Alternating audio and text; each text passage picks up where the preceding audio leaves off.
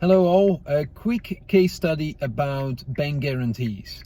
Now, did you know that when a bank guarantee expires, that doesn't necessarily mean that it automatically null and void? So we had a situation just the other day where a bank guarantee was about to expire at the end of a tenancy.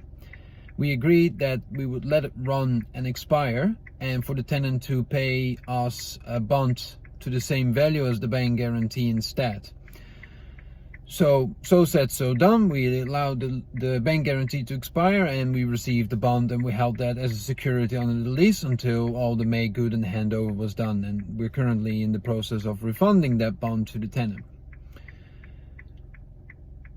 At one point, the tenant goes to the bank and they want the bank guarantee to be released, and even though it was expired, the bank said, no, you need to get an approval letter from the landlord authorizing and confirming that they don't need the bank guarantee any longer.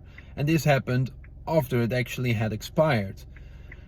So it's important to know that even though bank guarantee has an expiry date, and it's always good to have that expiry date several months after a lease term expires, it's good to know that the expiry date not necessarily mean that the bank guarantee becomes null and void. So it's always good to check with the bank and see what the terms and conditions are and how they process things, because every bank does things a little bit differently. And in this particular case, we had a little bit of a challenge to get this bank guarantee released, which in the end, of course, got finalized.